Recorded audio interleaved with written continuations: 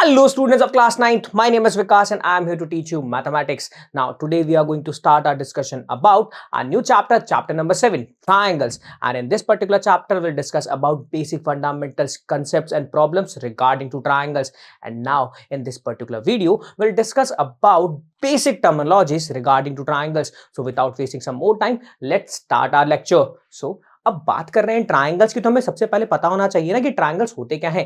तो basically triangles मेरे पास में एक ऐसी शेप है, क्या ट्राइंगल्स मेरे पास में एक ऐसी शेप है, या मैं ये कहूं एक ऐसा स्ट्रक्चर है जिसके पास में तीन वर्टिसेस, यानी एक ऐसी शेप जो तीन वर्टिसेस को कंसिस्ट करे, साथ के साथ तीन साइड्स को कंसिस्ट करे। यानी कोई भी शेप अगर तीन वर्टेक्स, तीन साइड्स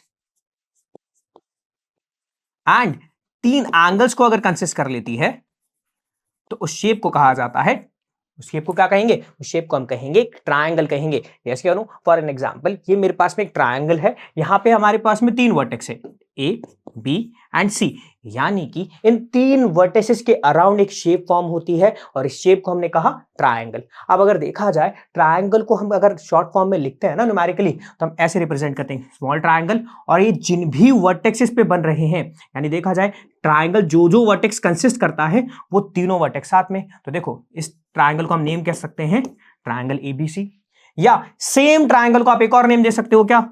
अब देखो आप ट्रायंगल को नेम दे सकते हो सीबीए, आप इस ट्रायंगल को नेम दे सकते हो बीएसी। यानी वर्टेसेस तो ये तीन ही होने चाहिए, इनका ऑर्डर आप डिसाइड कर सकते हो। क्यों? क्योंकि हमें बस इतना पता है कि ट्रायंगल एबीसी है, यानी एक ऐसी शेप है जो तीन वर्टेक्सेस को क्या करती है, कंसिस्ट करती है। और वो तीन वर्टेक्सेस क्या है, vertex A, vertex B, vertex C. यानी इन तीन वर्टेक्स को कंसिस्ट करने वाली शेप जिसमें तीन साइड्स आती हैं। कौन सी साइड? मतलब सर आप एक साइड कह सकते हो ए बी, एक साइड कह सकते हो बी सी, एक साइड कह सकते हो सी ए। यस या नो? तो अगर कोई शेप तीन वर्टेक्स, तीन एंगल्स और तीन साइड्स को कंसिस्ट कर लेती है तो उस शेप को हम कहते हैं ट्रायंगल। यस या नो? और ट्रायंगल का हम नेम कैसे करते हैं, जो भी ये तीन वर्टेक्स कंसिस्ट करते हैं वो तीनों एक साथ लिख दिया जाता है और साथ में एक छोटा सा ट्रायंगल। तो अगर मैं पर्टिकुलर शेप का नेम करना चाहूं तो इस शेप को क्या नेम दे सकता हूं, इसको हम ट्रायंगल एबीसी भी कह सकते हैं। सेम ट्रायंगल को हम बीएसी भी नेम कर सकते हैं, सेम ट्रायंगल को हम सीबीए भी नेम कर सकते हैं। क्यों? क्योंकि देखो वर्टेक्सेस तो वही है, उनका ऑर्डर हम हमारे रेफरेंस के रिगार्डिंग डिसाइड करेंगे। क्या ये बात समझ में आई? ठीक है। यानी देखा जाए एक ऐसी क्लोज फिगर जो सराउंड करती है तीन वर्टेक्स, तीन एंगल और तीन साइड के, उसे हम क्या कहते हैं, ट्रायंगल कहते हैं। क्या ये बात समझ में आई? ठीक है। अब हमने ट्रायंगल्स के बारे में जान लिया, तो ट्रायंगल की कुछ टाइप्स भी तो हो सकते हैं। अब एक चीज समझो, अब अगर देखा जाए ये जो वर्टेसेस हैं, वर्टिसेस का रोल क्या है मेरे लिए, प्लस सर वर्टिसेस का रोल मेरे पास में मेजरली केवल ये जो ट्रायंगल है ना इसकी नेमिंग के लिए यूज होता है। यस या नो?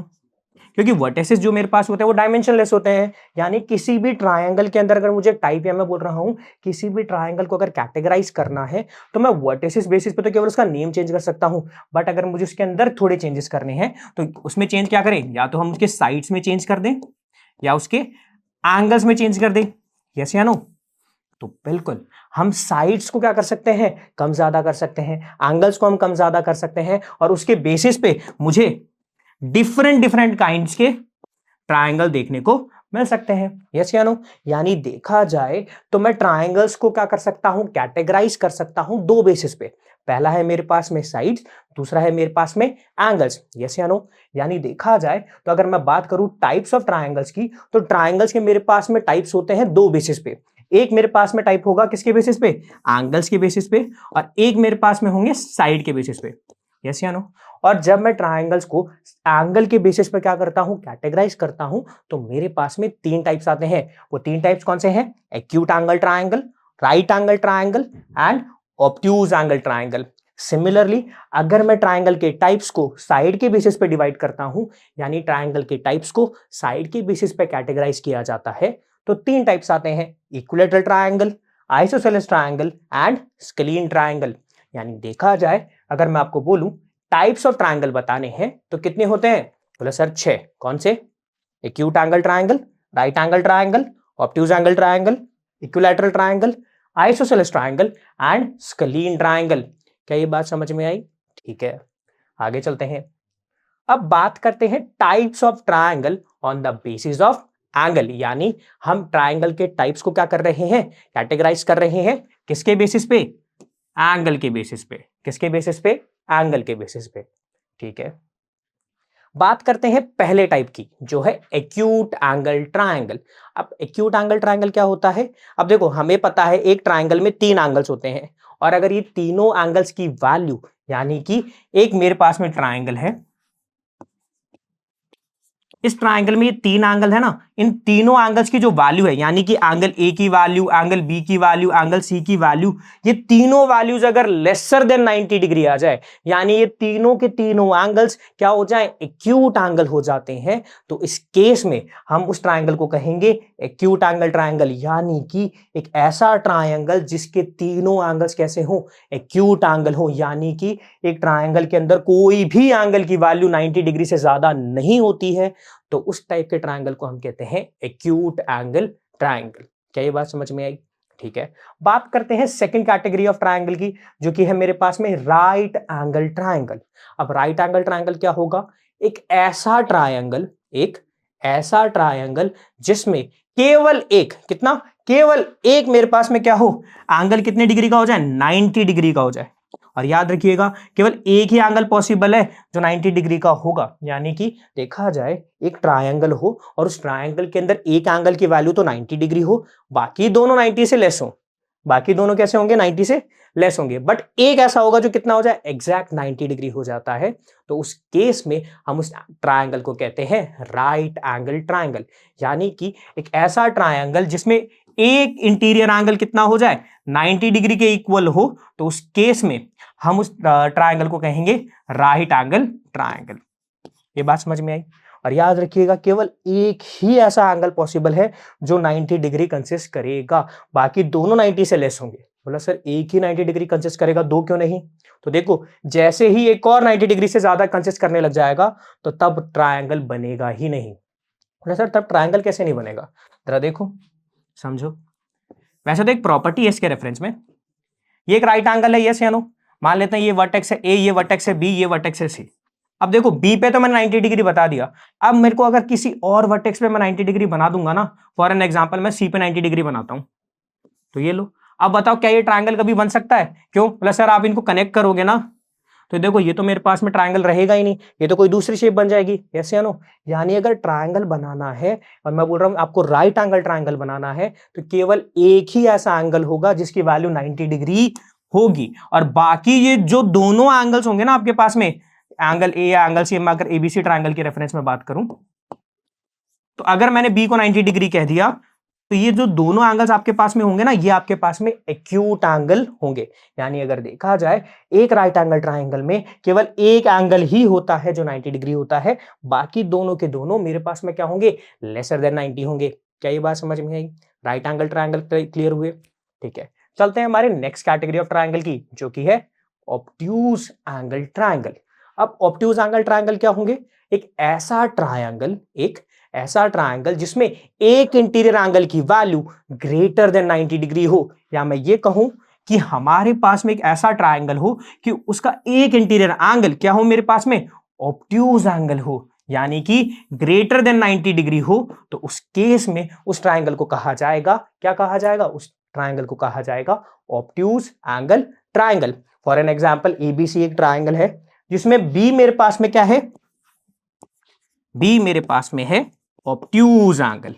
क्या है मेरे पास में, ऑब्ट्यूज एंगल। तो देखो एक ट्रायंगल के अंदर एक एंगल की वैल्यू क्या हो गई, ग्रेटर देन 90 हो गई, तो उस एंगल को हम क्या कहेंगे, ऑब्ट्यूज एंगल कहेंगे, और तब इस ट्रायंगल का नाम क्या कहा जाएगा, ऑब्ट्यूज एंगल ट्रायंगल। क्लियर है? और ऑब्ट्यूज एंगल ट्रायंगल में भी एक ही एंगल होगा जो क्या होगा, ऑब्ट्यूज एंगल होगा, बाकी दोनों कैसे होंगे मेरे पास में, एक्यूट। यानी देखा जाए एबीसी ट्रायंगल में अगर बी मेरे पास में ऑब्ट्यूज एंगल है ना, तो एंगल ए और एंगल सी कैसे हो जाएंगे, एक्यूट ही होंगे। बोले सर अब ये ऐसा क्यों होगा?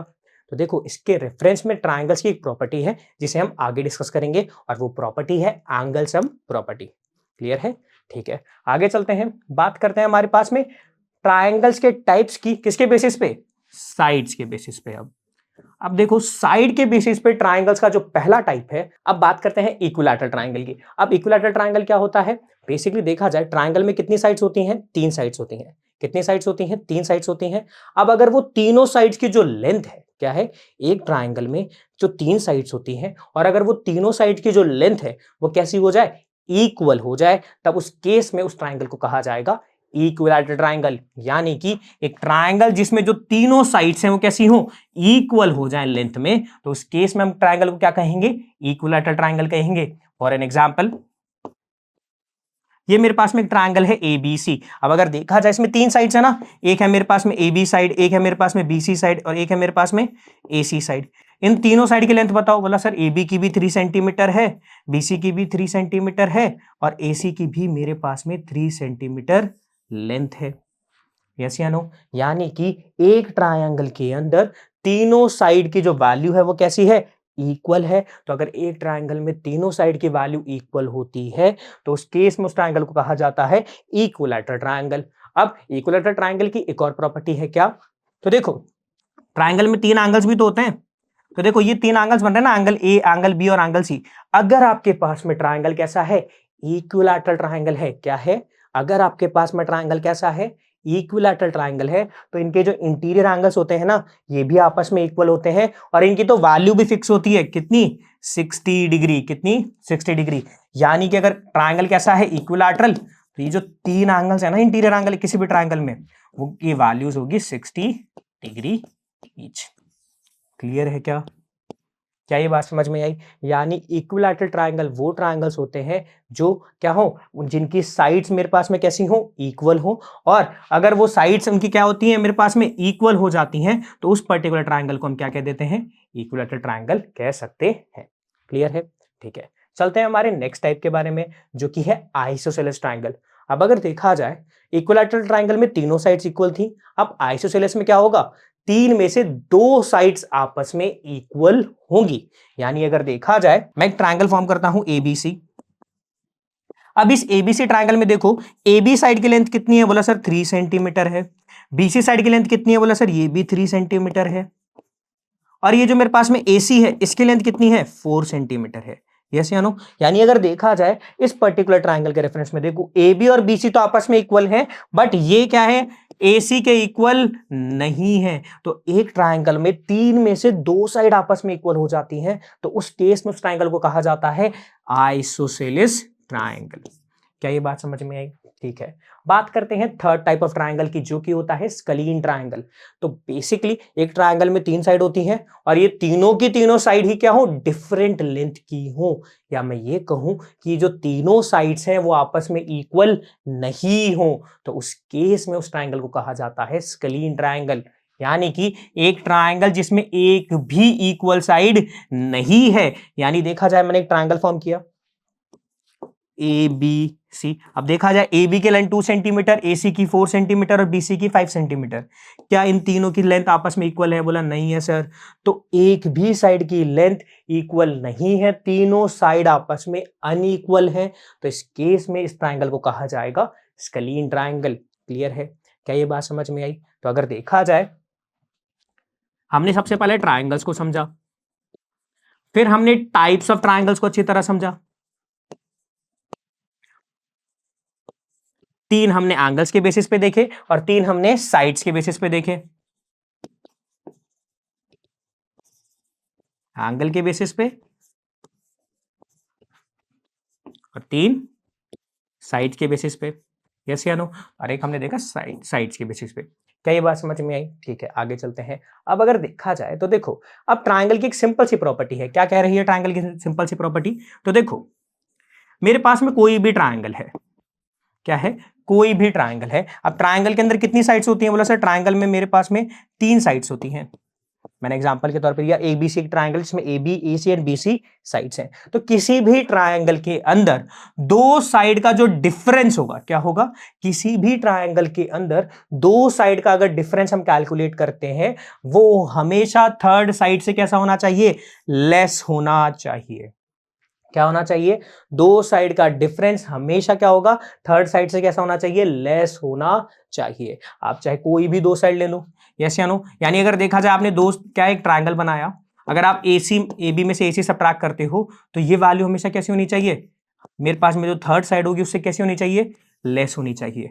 यानी आप कोई भी दो साइड का पेयर लो, उनका आप डिफरेंस कैलकुलेट करो, और जो आपके पास में थर्ड साइड है ना, वो उससे हमेशा क्या रहेगी, छोटा रहेगा उनका डिफरेंस। अगर ऐसा होता है तभी मेरे पास में कोई भी ज्योमेट्रिकल स्ट्रक्चर उन तीन साइड की हेल्प से एक ट्राइंगल फॉर्म किया जा सकता है। यानी अगर मैं आपको ए बी की कुछ लेंथ दे दूं 5 सेंटीमीटर, बी सी की दे दूं 6 सेंटीमीटर, और ए सी के आपको देता हूं 7 सेंटीमीटर, ऐसे आपको मैं क्या देता हूं, तीन साइड्स देता हूं, बोले इनसे ट्राइंगल फॉर्म करो। तो अगर आपको ऐसी कोई मेजरमेंट्स मिलती हैं और इनकी हेल्प से अगर आपको बोला जाता है कि कोई ट्राइंगल फॉर्म करो, तो ट्राइंगल हम तभी फॉर्म कर सकते हैं कि अगर हम क्या करते हैं, दो दो साइड के पेयर बनाते हैं और उनका डिफरेंस कैलकुलेट करते हैं ना, वो थर्ड साइड से हमेशा कैसा होना चाहिए, लेस होना चाहिए। अगर वो लेस होगा तो हम क्या कहेंगे कि हाँ, इन साइड की हेल्प से हम ट्राइंगल फॉर्म कर सकते हैं। ये एक बेसिक सी और बहुत कॉमन सी प्रॉपर्टी है जो हमने प्रीवियस क्लासेस में पढ़ी है। ठीक है, आगे चलते हैं। अब बात करते हैं कॉन्ग्रुएंस की। अब कॉन्ग्रुएंस क्या है, बेसिकली कॉन्ग्रुएंस शेप की एक सिंपल प्रॉपर्टी है। ये प्रॉपर्टी ये कहती है कि हमारे पास में कोई दो आइडेंटिकल शेप्स हो, क्या हो, कोई भी दो आइडेंटिकल शेप्स हो, उनको एक दूसरे पे सुपर इंपोज किया जा सकता है। मतलब सर कॉन्ग्रुएंस सुपर इंपोज क्या मतलब, तो देखो मान लेते हैं एक स्क्वायर है, स्क्वायर का नाम है ए बी सी डी, एक ट्राइंगल है पी क्यू आर, यस या नो। अब अगर देखा जाए, आपको स्क्वायर दिख रहा है ना, ये बी सी डी। अब अगर देखा जाए मैं एक और स्क्वायर बनाता हूं, और ये जो स्क्वायर है ना, एक और स्क्वायर, इसका नाम दे लेते हैं हम एग्जांपल के तौर पे एल एम एन और ओ। तो ये जो दोनों स्क्वायर हैं क्या है, A B C D square और L M N O square, ये एक दूसरे के कैसे हो, एक रेफरेंस में कैसे आ जाए, इक्वल आ जाए। यानी देखा जाए ये जो डिस्टेंस है ना, यहां से ए से डी की डिस्टेंस ये एल और ओ की डिस्टेंस के इक्वल हो, ए से बी की एल और एम के इक्वल हो, बी से सी की एम और एन के, और सी से डी की एन और ओके। यानी देखा जाए किसी भी दो शेप्स के अंदर अगर क्या हो जाए, उनकी जो साइड्स हैं कैसी आ जाए, सेम आ जाए, उनके जो एंगल्स हो जाएं वो कैसे आ जाएं, सेम आ जाएं, और कुछ इस तरह से सेम आए कि क्या हो जाए, कि दोनों स्ट्रक्चर एक दूसरे ऊपर क्या हो जाए, सुपर इंपोज हो जाए। यानी देखा जाए फॉर एन एग्जांपल, मेरे पास में मेरा लेफ्ट हैंड देख रहे हो आप, मैं एक और इसके ऊपर क्या रखा, मैंने स्ट्रक्चर रखा। अब आपको मेरा क्या लेफ्ट हैंड दिख रहा है, बोला नहीं सर, आपके दूसरे हाथ में उसको क्या कर दिया, ओवरलैप कर दिया, और इस तरह से ओवरलैप किया कि हम सेकंड वाले स्ट्रक्चर को देख ही नहीं पा रहे। क्यों, क्योंकि ये जो मेरे पास में स्ट्रक्चर है ना, इसका जस्ट एक मेरे पास में कॉपी है, यानी बोलो exact same size, same shape और सेम स्ट्रक्चर की तरह से है कि अगर मैं एक के ऊपर दूसरे को ओवरलैप करता हूं ना, तो मैं उसको बता नहीं सकता कि दूसरा कहां पे है।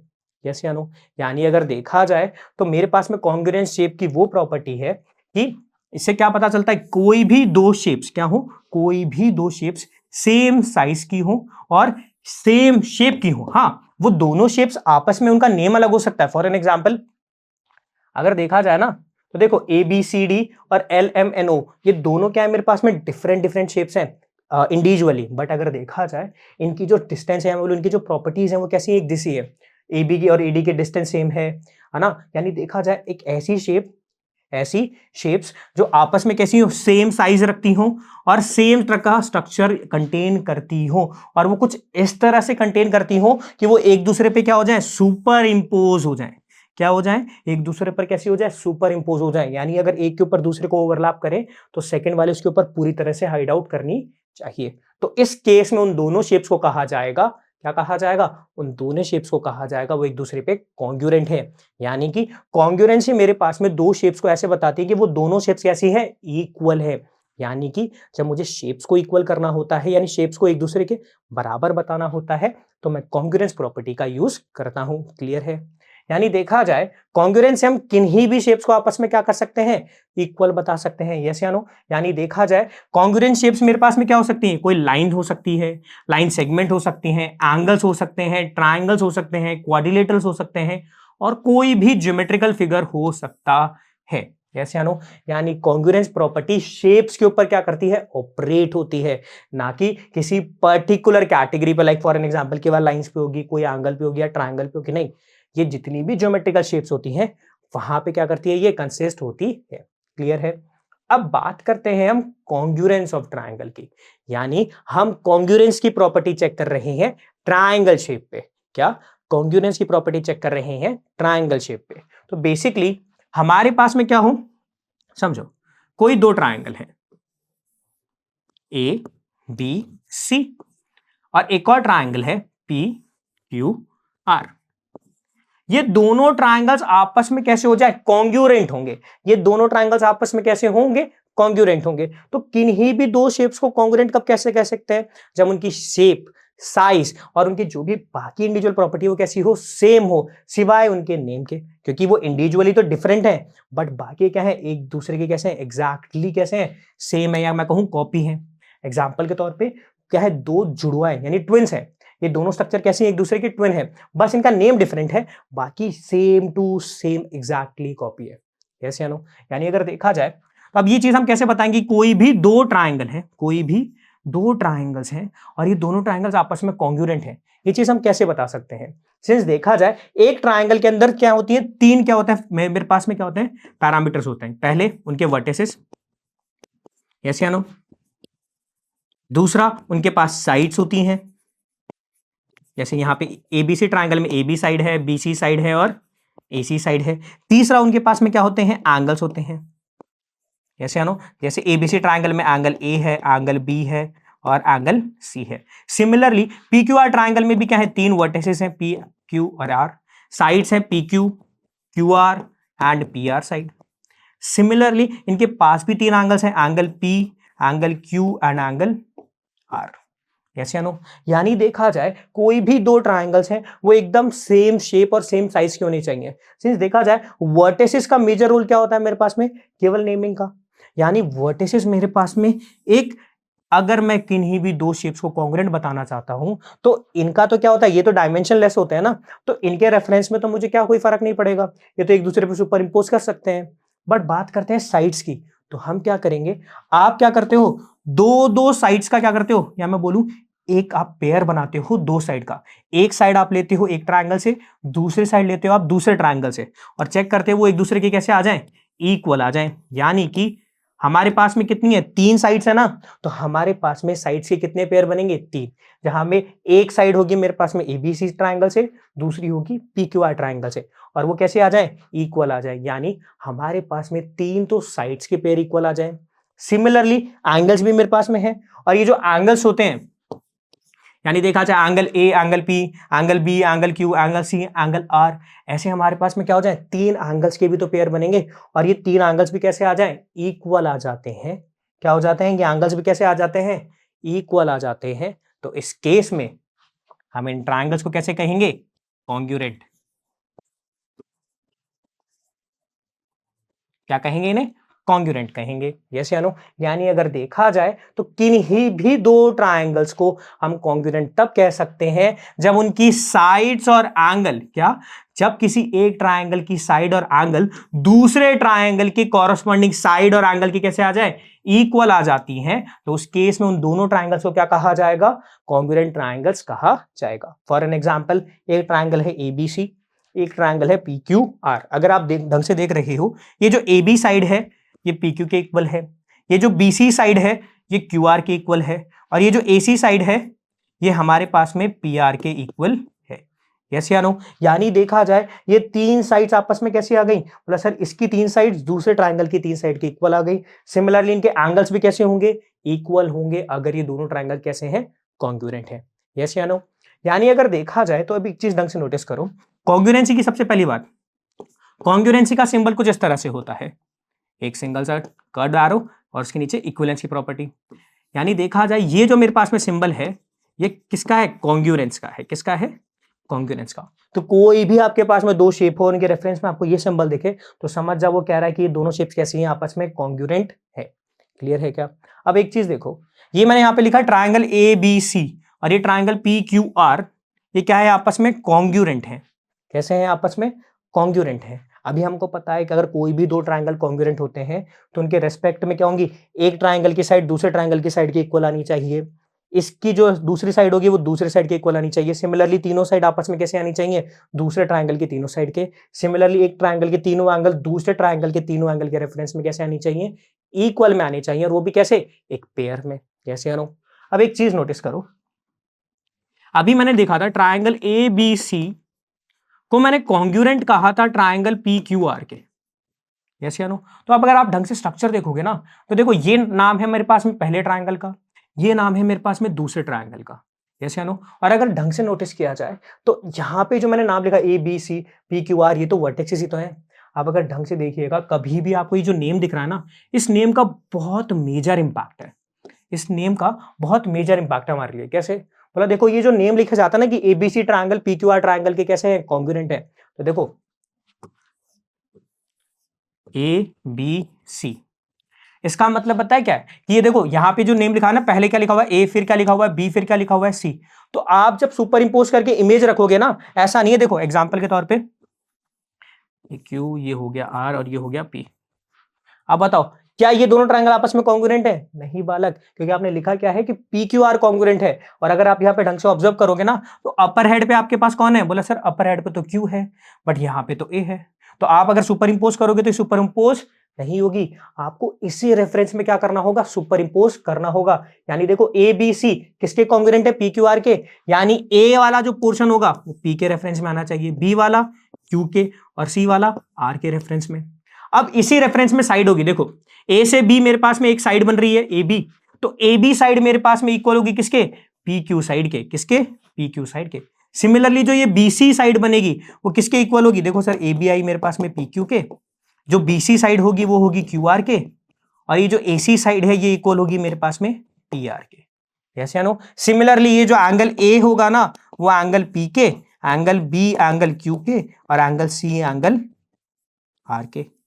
यस या नो? यानी देखा जाए तो मुझे एक पता है कि कोई भी दो कॉन्ग्रुएंट ट्रायंगल्स होते हैं तो उनके कॉरस्पॉन्डिंग साइड और कॉरस्पॉन्डिंग एंगल्स कैसे हो जाएंगे? इक्वल होंगे। यस या नो? और मुझे कैसे पता चलेगा कि अगर दो ट्रायंगल कॉन्ग्रुएंट है तो उनके रेफरेंस में कॉरस्पॉन्डिंग साइड या कॉरस्पॉन्डिंग मेरे पास में एंगल कौन से हैं? तो उनके नेम से पता चलता है। यानी अगर देखा जाए तो समझो, किसी भी दो ट्रायंगल के अंदर मैंने लिख दिया कि triangle A B C congruent है ट्रायंगल पी क्यू आर के, तो समझना उनके रेफरेंस में कंपैटिबल हेड कौन से होंगे, उनके नेम के रेफरेंस में पोजीशन देखो। देखो ए बी सी, यहां पे फर्स्ट पोजीशन कौन पे है? ए, बी सेकंड पे और सी थर्ड पे। दूसरे ट्रायंगल में देखो फर्स्ट पे कौन है? P Q and third. ठीक है, पी वन पे है, क्यू टू पे है, सी आर किस पे? थ्री पे है। तो देखो जो पोजीशन यहाँ पे मैंने ट्रायंगल के नेम में लिखी है ना, उसी पोजीशन के रेफरेंस में मेरे पास में क्या होंगे? कंपैटिबल हेड्स होंगे, और उनके रेफरेंस में मेरे पास में कॉरस्पॉन्डिंग साइड या एंगल डिटरमाइन होंगे। देखो यहाँ पे अगर देखा जाए ए और पी कैसे हैं? बोला सर ये सेम पोजीशन पे हैं। बी और पी क्यू कैसे हैं? सेम पोजीशन पे हैं। सी और आर कैसे हैं? सेम पोजीशन पे हैं। यानी ए के रेफरेंस में कंपैटिबल हेड है पी, बी के रेफरेंस में है क्यू, और सी के रेफरेंस में है आर। बोला सर कंपैटिबल हेड का मतलब? देखो आप सुपर इंपोज करोगे ना, तो ए के ऊपर जो मेरे पास में वर्टेक्स सुपर इंपोज रखा जाएगा वो मेरे पास में कौन रखा जाएगा? बोला सर ए के ऊपर रखा जाएगा पी। कौन रखा जाएगा? पी। बी पे कौन रखा जाएगा? क्यू। और सी पे कौन रखा जाएगा? आर रखा जाएगा। तभी एक दूसरे पर क्या होंगे? ये सुपर इंपोज होंगे। यानी एक दूसरे को क्या कर लेंगे? कंप्लीटली कवर करेंगे, अदरवाइज ये नहीं करेंगे। बात समझ में आई? ठीक है। अब अगर आगे देखा जाए तो देखो, मुझे कंपैटिबल हेड्स पता लगे तो उनके रेफरेंस में कॉरस्पॉन्डिंग साइड्स कैसे पता चलेंगी? तो देखो पहले और दो हेड्स को अगर मैं आपस में मिलाता हूं तो मेरे पास में एक साइड आती है जो कि है ए बी। सिमिलरली अब ए बी के रेफरेंस में बताओ कंपैटिबल हेड के रिगार्डिंग, तो देखो पहले दूसरे को मिलाया तो ए बी साइड आई, तो पी क्यू आर में भी पहले और दूसरे को मिलाएंगे तो कौन सी साइड आएगी? बोला सर पी क्यू। यस या नो? सिमिलरली बी से सी गए, यानी सेकंड और थर्ड हेड के रेफरेंस में मैंने बनाई तो मेरे पास में साइड आई बी सी, और इसके रेफरेंस में कौन आई? क्यू आर साइड आई। सिमिलरली ए सी और टी आर साइड मुझे मिली। क्लियर है क्या? अब सिमिलरली रेफरेंस में देखा जाए तो कॉरस्पॉन्डिंग एंगल्स भी तो होंगे। तो देखो पहला वर्टेक्स है ए, तो ए एंगल के रेफरेंस में यानी ए वर्टेक्स पे बनने वाला एंगल पी वर्टेक्स पे बनने वाले एंगल के इक्वल होगा, यानी एंगल ए और एंगल पी आपस में इक्वल होंगे। सिमिलरली एंगल बी और एंगल क्यू भी आपस में इक्वल होंगे, और एंगल सी और एंगल आर भी आपस में इक्वल होंगे। क्या ये बात समझ में आई? यानी देखा जाए कंपैटिबल हेड के रेफरेंस में हम बता सकते हैं कि कौन से कॉरस्पॉन्डिंग साइड्स हैं और कौन से कॉरस्पॉन्डिंग एंगल्स हैं। यानी कि कोई भी दो ट्रायंगल आपस में कॉन्ग्रुएंट लिखे जाते हैं तो हम बता सकते हैं कि इनके कॉरस्पॉन्डिंग मेरे पास में साइड्स कौन सी हुई? बोला सर तीन मेरे पास में कॉरस्पॉन्डिंग साइड हैं। देखो ए बी तो पी क्यू, बी सी यानी देखो सेकंड थर्ड गया ना तो इधर कौन सा होगा? बोला सर इधर भी सेकंड थर्ड यानी क्यू आर, और फर्स्ट थर्ड गए यानी मेरे पास ए सी साइड बनी तो कौन सी साइड बनी? P R. Similarly angle A angle P के, एंगल बी एंगल क्यू के, और एंगल सी एंगल आर के कैसी होंगी? इक्वल होंगी। अब अगर आप यहां पे ढंग से ऑब्जर्व करो एक चीज अगर आप ढंग से ऑब्जर्व कर पा रहे हो तो कोई भी दो ट्रायंगल आपस में कॉन्ग्रुएंट होते हैं तो उनके तीन तो कॉरस्पॉन्डिंग साइड्स का पेयर, यानी देखा जाए ये भी तो साइड का पेयर है, ये भी साइड का पेयर है, ये भी तो साइड का पेयर है, यस या नो। सिमिलरली तीन एंगल्स का पेयर, तीन कॉरस्पॉन्डिंग एंगल का पेयर कैसे आता है, इक्वल आता है, यानी जितनी भी कॉरस्पॉन्डिंग साइड्स हैं वो भी इक्वल है, जितनी भी कॉरस्पॉन्डिंग एंगल्स हैं वो भी इक्वल है। और अगर हम यहाँ पे टोटल काउंट करें कितने कॉरस्पॉन्डिंग पार्ट होते हैं किन्हीं भी दो कॉन्ग्रुएंट ट्रायंगल में, बोला सर तीन तो साइड्स हैं और तीन मेरे पास में एंगल है, यानी देखा जाए तीन कॉरस्पॉन्डिंग मेरे पास में साइड्स होती हैं और तीन मेरे पास में कॉरस्पॉन्डिंग एंगल का पेयर होता है, यानी देखा जाए किन्हीं भी दो कॉन्ग्रुएंट ट्रायंगल में 6 कॉन्ग्रुएंट पार्ट्स होते हैं, यानी 6 कॉन्ग्रुएंट पार्ट्स हैं, यस या नो टोटल, यानी ये 6 कॉन्ग्रुएंट पार्ट्स होंगे, यस या नो। यानी देखा जाए कोई भी दो कॉन्ग्रुएंट ट्रायंगल्स हैं तो उनके पास में 6 कॉन्ग्रुएंट पार्ट्स होते हैं, यस या नो। यानी ये 6 कॉन्ग्रुएंट पार्ट्स आपस में कैसे होंगे, इक्वल होंगे। अब एक चीज देखिए, अब ऐसा है कि मान लो देखो हमारे पास में कोई दो ट्रायंगल गिवन है ए बी सी एंड एक ट्रायंगल है पी क्यू आर। अब अगर मुझे प्रूफ करना है या मुझे बताना है कि दोनों ट्रायंगल कॉन्ग्रुएंट है तो इसके लिए इनके जो 6 कॉन्ग्रुएंट पार्ट्स होंगे वो कैसे होने चाहिए, इक्वल होने चाहिए। एक चीज समझिए, ऐसा नहीं कि हमें 6 के 6 पार्ट्स आपस में क्या होने चाहिए, कॉन्ग्रुएंट चेक करने की रिक्वायरमेंट है, नहीं। अगर हमारे पास में देखो टोटल तो 6 पार्ट्स थे ना, टोटल 6 कॉन्ग्रुएंट पार्ट्स थे, इन पार्ट्स में से मेरे पास में क्या हो, तीन पार्ट्स, कितने पार्ट्स, तीन मेरे पास में क्या आ जाए, कॉरस्पॉन्डिंग पार्ट्स कैसे आ जाए, तीन कॉरस्पॉन्डिंग पार्ट्स कैसे आ जाएं, इक्वल आ जाते हैं, यानी 6 में से मेरे पास में तीन कॉरस्पॉन्डिंग पार्ट्स कैसे आ जाएं, इक्वल आ जाते हैं। तो मैं डायरेक्टली कह सकता हूं कि ये दोनों ट्रायंगल कैसे होंगे, आपस में कॉन्ग्रुएंस की प्रॉपर्टी को विथहोल्ड करेंगे, यस या नो। अब ये ऐसा जरूरी नहीं कि तीन पार्ट्स भी कोई से भी तीन पार्ट्स हो जाने चाहिए, यानी देखा जाए तीन साइड में से कोई सी भी साइड, तीन एंगल में से कोई सी भी साइड आप ऐसे करके कोई भी फॉर्म बना लो, नहीं। इनके रेफरेंस में कुछ रूल है कि ये जो कॉरस्पॉन्डिंग पार्ट्स होने चाहिए ना, ये जो तीन कॉरस्पॉन्डिंग पार्ट है जिनके रेफरेंस में हम इक्वल करके बता देंगे कि कोई भी दो ट्रायंगल आपस में कॉन्ग्रुएंट है, वो भी एक पर्टिकुलर क्राइटेरिया के बेसिस पे कैसे होने चाहिए, इक्वल होने चाहिए। तो हम बता पाएंगे कि कोई भी दो ट्रायंगल आपस में कैसे हैं, कॉन्ग्रुएंट है। मुझे 6 पार्ट्स को चेक करने की रिक्वायरमेंट नहीं है, अगर ये तीन पार्ट कुछ पर्टिकुलर क्राइटेरिया के बेसिस पे कैसे आ जाते हैं, इक्वल आ जाते हैं।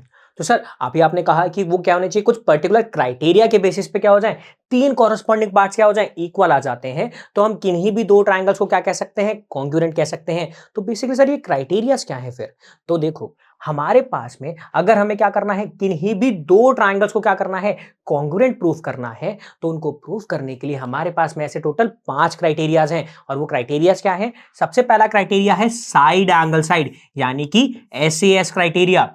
दूसरा हमारे पास में क्राइटेरिया है एंगल साइड एंगल, यानी ASA क्राइटेरिया। तीसरा हमारे पास में क्राइटेरिया है एंगल एंगल साइड, और चौथा है साइड साइड साइड, यानी SSS कॉन्ग्रुएंसी क्राइटेरिया। और हमारे पास में फिफ्थ हमारे पास में क्राइटेरिया है RHS कॉन्ग्रुएंसी रूल, या मैं बोलूं right angle hypotenuse side congruency criteria. यानी देखा जाए ये 5 क्राइटेरिया के बेसिस पे मैं किन्हीं भी दो ट्रायंगल्स को क्या कर सकता हूं, कॉन्ग्रुएंट इजीली प्रूव कर सकता हूं।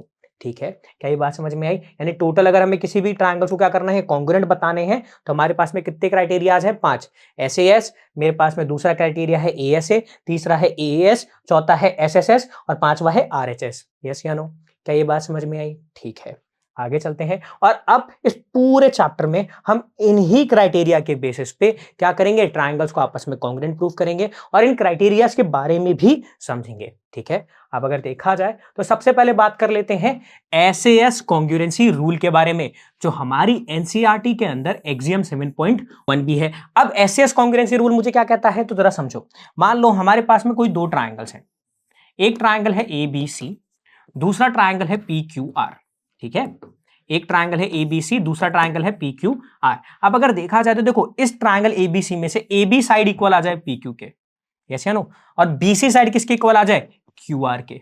AB साइड इक्वल आ गई मेरे पास में PQ के, BC साइड इक्वल आ गई मेरे पास में QR के। तो देखो AB और BC साइड दूसरे ट्रायंगल की कोई दो साइड के इक्वल है, यस या नो, और इनके इन बिटवीन बनने वाला ये एंगल B, इनके इन बिटवीन बनने वाला ये एंगल बी सिमिलरली जिन दो साइड के इक्वल, जिन दो साइड के इक्वल, ये मेरे पास में AB और BC साइड है ना, देखो AB इक्वल है मेरे पास में किसके, PQ के, BC इक्वल है किसके मेरे पास में, क्यू आर के, यस या नो। तो अगर आप ढंग से देखो ए बी पी क्यू के, बी सी क्यू आर के, कोई दो ट्राइंगल्स हैं, उनकी दो साइड आपस में इक्वल हैं, और उन जो इक्वल साइड है उनके इन बिटवीन बनने वाला एंगल, यानी देखो इन दोनों साइड के इन बिटवीन बनने वाला एंगल कौन है? बोला सर ए बी सी में तो एंगल बी है, और पी क्यू आर में एंगल कौन है? एंगल क्यू है। तो अगर इस रेफरेंस के अंदर मेरे पास क्या आ जाए, तीन मेरे पास में बोला सर एक तो मुझे मिला साइड मिली, एक मुझे मिला एंगल का पेयर, और एक मिला मुझे साइड का पेयर, यस या नो। यानी देखा जाए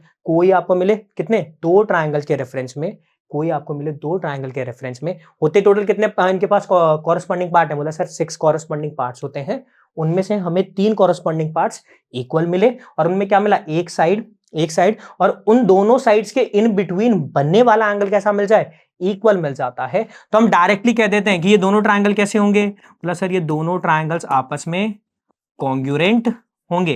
कैसे होंगे? बोला सर ये मेरे पास में SAS कॉन्ग्रुएंसी रूल को फुलफिल कर रहे हैं, यस या नो। यानी देखा जाए SAS कॉन्ग्रुएंसी रूल क्या कहता है? दो साइड्स के इन बिटवीन बनने वाला एंगल दूसरे ट्राइंगल की उन दोनों साइड्स के इक्वल बनने वाले इन बिटवीन एंगल के कैसे आ जाए? इक्वल आ जाता है। तो इस केस में अगर ऐसे हमें 3 कॉरस्पॉन्डिंग पार्ट्स कैसे मिल जाए? इक्वल मिल जाते हैं किन्हीं भी दो ट्राइंगल के रेफरेंस में, तो वो दोनों ट्राइंगल कैसे होंगे? आपस में कॉन्ग्रुएंट होंगे। हमें बाकी 6 पार्ट्स को चेक करने की रिक्वायरमेंट नहीं है। यानी अगर देखा जाए तो मेरे पास में क्या है, किसी भी ट्राइंगल के अंदर दो साइड और उन दोनों साइड्स के इन बिटवीन बनने वाला एंगल किसी एक ट्राइंगल से दूसरे ट्राइंगल की दो साइड के इक्वल हो और उनके इन बिटवीन बनने वाले एंगल की क्या आ जाए? इक्वल आ जाता है। तो उस केस में वो दोनों ट्राइंगल्स कैसे होंगे? कॉन्ग्रुएंट होंगे। ये बात मुझे SAS कॉन्ग्रुएंसी रूल कहता है। क्या ये बात समझ में आई? तो हमें SAS कॉन्ग्रुएंसी रूल तो समझ में आ गया होगा, ठीक है। आगे चलते हैं। अब देखा जाए तो एक एग्जांपल है, मेरे पास में एक ट्रायंगल है ABC और एक ट्रायंगल है PQR। यहां पे अगर आप ढंग से देख पा रहे हो, AB के जो डिस्टेंस है वो दूसरे ट्रायंगल PQ के इक्वल है, यस या नो। और जो मेरे पास में BC के डिस्टेंस है वो दूसरे ट्रायंगल मेरे पास में QR के इक्वल है। और देखो एंगल B की वैल्यू कितनी है? बोला सर 70 डिग्री, और एंगल Q की भी कितनी है? 70 डिग्री। तो देखो दो ट्रायंगल्स मिले, उनकी इक्वल साइड्स मिली, और उनके इन बिटवीन बनने वाला एंगल कैसा मिला? इक्वल मिला। तो मैं कह दूंगा ये दोनों ट्रायंगल कैसे हैं? आपस में कॉन्ग्रुएंट हैं, यस या नो। ठीक है, तो हमारे पास में SAS कॉन्ग्रुएंसी रूल क्लियर हुआ। ठीक है, चलते हैं हमारे नेक्स्ट रूल की ओर, जो कि है ASA कॉन्ग्रुएंसी रूल, जो हमारी NCERT के अंदर थ्योरम 7.1 भी है। अब ये थ्योरम में मैं बोलूं ASA कॉन्ग्रुएंसी रूल हमें क्या कहता है कि कोई दो ट्राइंगल्स हैं, क्या है? कोई दो ट्राइंगल्स हैं, उन्हें हम डायरेक्टली कॉन्ग्रुएंट कह सकते हैं अगर उनके क्या हो, मेरे पास में दो एंगल्स क्या हो जाएं? दो एंगल्स, और जिस साइड पर ये दोनों एंगल्स बनते हैं वो क्या हो जाएं? किसी एक ट्राइंगल की दूसरे ट्राइंगल के दो एंगल्स, और जिस साइड पर वो बन रहे हैं उसके क्या आ जाएं? इक्वल आ जाते हैं। तो उस केस में जो प्रॉपर्टी से हमने क्या करा, दोनों ट्राइंगल्स को कॉन्ग्रुएंट कहा, वो होगा ASA कॉन्ग्रुएंसी रूल। यानी अगर देखा जाए तो जरा समझो, एक ट्राइंगल है मेरे पास में ABC, ठीक है, एक और ट्राइंगल है मेरे पास में PQR, ठीक है, एक ट्राइंगल है ABC, एक ट्राइंगल है PQR। अब देखा जाए इसमें से एंगल B इक्वल आ जाता है एंगल Q के, एंगल B की वैल्यू किसके इक्वल आ जाती है? एंगल Q के। सिमिलरली एंगल C की वैल्यू किसके इक्वल आ जाती है? एंगल R के। यानी देखा जाए मेरे पास में क्या हो, एक ट्राइंगल में से दो एंगल दूसरे ट्राइंगल के दो एंगल की आ जाए? इक्वल आ जाए, और जिस साइड पे ये दोनों एंगल्स बन जाए, यानी ये दोनों एंगल्स की साइड कैसी होनी चाहिए? सेम। तो बताओ एंगल B और एंगल C एक ही साइड पे बन रहे हैं, वो कौन सी साइड है? बोले सर BC।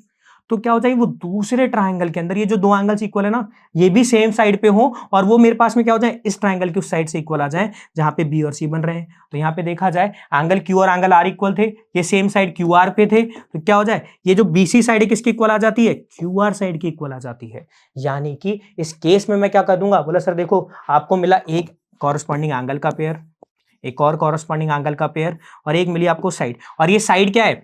बोला सर ये साइड मेरे पास में वो साइड है जिसके ऊपर ये दोनों एंगल्स फॉर्म हो रहे हैं। तो इस केस में जब जिस सेम साइड पर बनने वाले दो एंगल किसी दूसरे ट्राइंगल की सेम साइड पे बनने वाले दो एंगल के क्या आ जाते हैं? इक्वल आ जाते हैं, तब मेरे पास में ASA कॉन्ग्रुएंसी रूल लगता है। ये हमें ASA कॉन्ग्रुएंसी रूल कहता है कि अगर ऐसा आपके पास में सिनॉप्सिस होता है कि एक साइड पे बनने वाले दो एंगल्स किसी दूसरे ट्राइंगल की एक साइड पे बनने वाले दो एंगल्स के रेफरेंस में इक्वल आ जाएं, और वो दोनों साइड्स भी इक्वल हो जाती हैं, तो ये दोनों ट्राइंगल्स आपस में कॉन्ग्रुएंट है by the help of ASA congruency rule.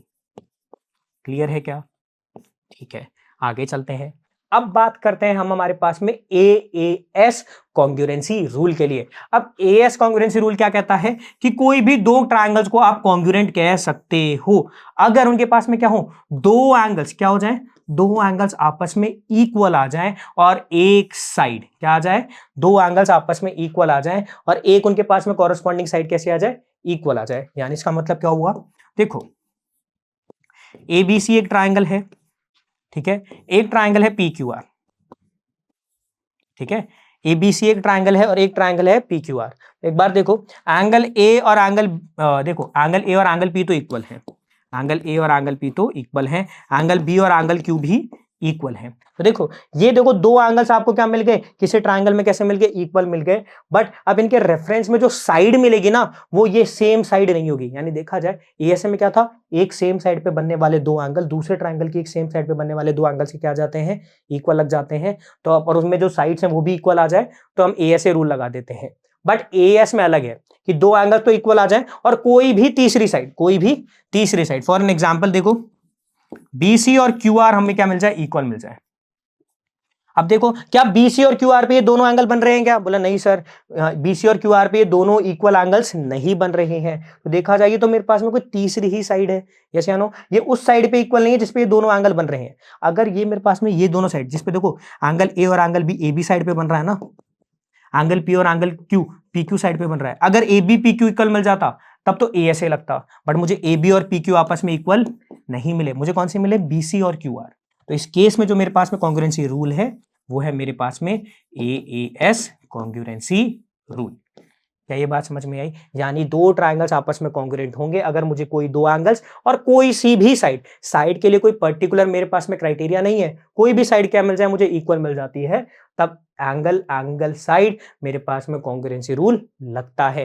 Where as ASA में क्या था कि मेरे पास में साइड भी सेम ही होनी चाहिए जिसपे वो दोनों एंगल्स बनते हैं, तब उस केस में हम क्या कहते हैं, ASA कॉन्ग्रुएंसी रूल लगता है। क्लियर है क्या? यानी देखा जाए अभी तक हमने क्या देखे, हमने तीन कैटेगरी, एक हमने देखा SAS कॉन्ग्रुएंसी रूल, फिर हमने देखा ASA कॉन्ग्रुएंसी रूल, उसके बाद हमने देखा एंगल साइड कॉन्ग्रुएंसी रूल। ये हमने अभी तक समझा है। क्लियर है क्या? क्या ये बात समझ में आई? ठीक है, अब बाकी दो रूल्स हम हमारे नेक्स्ट पार्ट में डिस्कस करेंगे। अब इसके अलावा अभी हम कुछ और छोटे छोटे पॉइंट्स इसके बारे में डिस्कस कर लेते हैं। ठीक है, अब अगर देखा जाए, अब बात करते हैं हमारे पास में ट्रायंगल्स की बहुत बेसिक और इंपॉर्टेंट प्रॉपर्टी जो हमने अभी इस प्रीवियस, ठीक है। तो अब बात कर लेते हैं हम एंगल सम प्रॉपर्टी के बारे में, जो ट्रायंगल्स की एक बेसिक और इंपॉर्टेंट प्रॉपर्टी है जिसके बारे में हमने इसी लेक्चर में डिस्कस किया था। अब अगर बात करें तो बताते हैं कि एंगल सम प्रॉपर्टी क्या होती है। बेसिकली कोई भी एक ट्रायंगल है, क्या है, कोई भी एक ट्रायंगल है, इस ट्रायंगल के अंदर देखो कितने एंगल्स होते हैं इंटीरियर, बोला सर एक ट्रायंगल के अंदर तीन इंटीरियर एंगल्स होते हैं। देखो अगर किसी ट्रायंगल के अंदर तीन इंटीरियर एंगल्स हैं तो इन तीनों इंटीरियर एंगल्स का सम 180 डिग्री होता है। कितना होता है? 180 डिग्री। यानी कहा जाए तो sum of all interior angles in a triangle is equals to 180 degree. और यही मुझे एंगल सम प्रॉपर्टी कहती है कि किसी भी ट्रायंगल के अंदर बनने वाले तीन एंगल्स, इन तीन एंगल्स का सम होता है 180 डिग्री। अब अगर आपको याद हो तो मैंने आपको एक बात बोली थी कि देखो राइट एंगल ट्रायंगल केवल एक होता है किसी भी राइट एंगल ट्रायंगल के अंदर, सिमिलरली ऑब्ट्यूज एंगल ट्रायंगल में केवल एक ही एंगल ऑब्ट्यूज एंगल होगा, बाकी दोनों नहीं होंगे। कैसे? जरा देखो, ये क्वेश्चन हमारे पास में इस प्रॉपर्टी के रिगार्डिंग है। कैसे? जरा देखो, मान लेते हैं कोई ट्रायंगल है ABC, ठीक है, इस ट्रायंगल में एंगल B की वैल्यू कितनी हो जाएगी? 90 डिग्री। तो अगर देखा जाए अगर ये ट्रायंगल है तो एंगल सम प्रॉपर्टी फुलफिल करेगा ही। तो इसके रेफरेंस में देखा जाए angle A plus angle B plus angle C की वैल्यू सम कितनी होगी?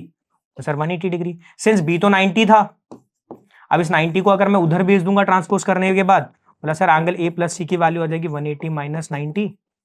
यानी देखा जाए एंगल A और एंगल C का सम कितना होगा? 90 डिग्री।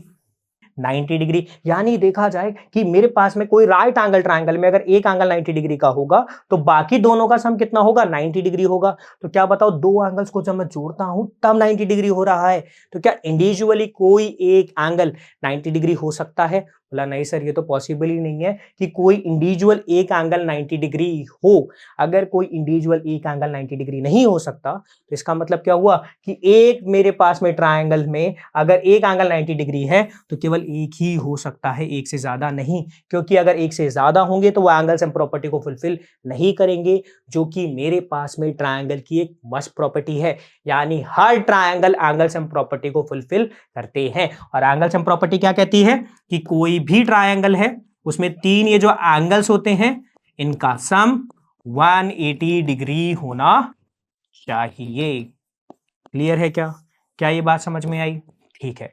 यानी देखा जाए इस पूरे लेक्चर के अंदर हमने क्या डिस्कस किया, इस पूरे लेक्चर में हमने ट्रायंगल्स को अच्छी तरह समझा, उनके रेफरेंस में उनके टाइप्स को समझा और कुछ प्रॉपर्टीज को भी डिस्कस किया।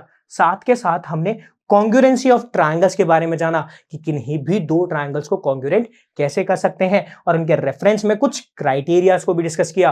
For an example SAS, AAS और हम क्या कह सकते हैं ASA। ये तीन ऐसे हमारे पास में क्राइटेरिया हैं जो अभी तक हमने इस पर्टिकुलर लेक्चर में डिस्कस किए हैं। और अगर हमने अभी तक इस पूरे लेक्चर में जो कुछ भी डिस्कस किया है वो समझ में आया है तो कुछ असेसमेंट के क्वेश्चंस हो जाएं, तो जरा ट्राई करते हैं। तो पहला हमारे पास में क्वेश्चन क्या है, कोई दो ट्रायंगल्स हैं, उन ट्रायंगल्स में दो एंगल एंड एक मेरे पास में क्या है, मेरे पास में किसी भी दो ट्रायंगल में मेरे पास में क्या, दो एंगल्स, और जिस साइड पर ये दोनों एंगल्स बन रहे हैं वो किसी एक ट्रायंगल की इक्वल होते हैं किसी दूसरे ट्रायंगल की दो साइड। और चलते हैं फर्स्ट क्वेश्चन की ओर। पहला क्वेश्चन मुझे क्या कह रहा है कि मेरे पास में कोई दो ट्रायंगल्स हैं। क्या है? दो ट्रायंगल्स हैं, उनमें से किसी एक ट्रायंगल में दो एंगल्स, और जिस साइड पे ये दोनों एंगल्स फॉर्म हो रहे हैं वो साइड क्या हो, दूसरे ट्रायंगल की दो एंगल्स, और ये दोनों एंगल जिस साइड पे मेरे पास में फॉर्म होते हैं उसके इक्वल आ जाते हैं। तो उस केस में दोनों ट्रायंगल्स क्या है, कॉन्ग्रुएंट तो हैं। तो बताओ ये कौन सा कॉन्ग्रुएंसी रूल है? बोला सर इसका मतलब हुआ कोई एक ट्रायंगल है ABC, ठीक है, और एक और ट्रायंगल है PQR। अब इनमें क्या है, दो एंगल्स, मान लेते हैं एंगल B एंगल Q के इक्वल आ गया, एंगल C एंगल R के इक्वल आ गया। यस या no? Angle B angle Q के, एंगल C एंगल R के, और जिस साइड पे ये एंगल बन रहे हैं, यानी देखो BC साइड की जिस साइड पे एंगल बन रहे हैं ये दूसरे साइड के जिस साइड पे ये दोनों एंगल बन रहे हैं उसके इक्वल आ जाता है। तो बताओ कौन सा कॉन्ग्रुएंसी रूल होगा? बोला सर देखा जाए जिस साइड पर बनने वाले दो एंगल, यानी साइड सेम है ना, जिस सेम साइड पर बनने वाले दो एंगल सेम साइड पर बनने वाले दो एंगल्स के इक्वल आ जाते हैं दो ट्रायंगल के रेस्पेक्ट में। तो बताओ कौन सा कॉन्ग्रुएंसी रूल होगा? बोला सर क्या बात कर रहे हो, SAS कैसे होगा, नन ऑफ दीज भी नहीं है, AAS तो नहीं होता, कौन सा है? बोला सर ASA कॉन्ग्रुएंसी रूल। ये हमने अच्छी तरह डिस्कस किया है। क्लियर है? आगे चलते हैं। नेक्स्ट क्वेश्चन है मेरे पास में, Which of the following is not a criteria for congruency of triangles? तो बताओ इनमें से वो कौन सा मेरे पास में पर्टिकुलर क्राइटेरिया है जो कॉन्ग्रुएंसी ऑफ ट्रायंगल में इंक्लूड नहीं होता है? बोला सर SAS तो था हमारा पहला क्राइटेरिया, यही था जो आज हमने डिस्कस किया। फिर ASA था जो हमारे पास में सेकंड क्राइटेरिया था। सर SSS हमने डिस्कस तो नहीं किया पर आपने बताया था कि SSS हमारे पास में कॉन्ग्रुएंसी का एक क्राइटेरिया है। बट देखा जाए सर SSA ऐसा तो आपने कोई क्राइटेरिया ना तो बताया ना डिस्कस किया, यानी कि ये तो हो ही नहीं सकता। और बिल्कुल करेक्ट, SSA कोई भी मेरे पास में क्या है, कॉन्ग्रुएंसी का क्राइटेरिया नहीं है। यानी ये मेरे पास में ऑप्शन डी करेक्ट है। क्या है? करेक्ट ऑप्शन है। क्लियर है? क्या ये बात समझ में आई? ठीक है, so that's it for this particular part. और अब नेक्स्ट पार्ट में हम इस चैप्टर के रिगार्डिंग कुछ और डिस्कस करेंगे। सो थैंक यू एंड जय हिंद।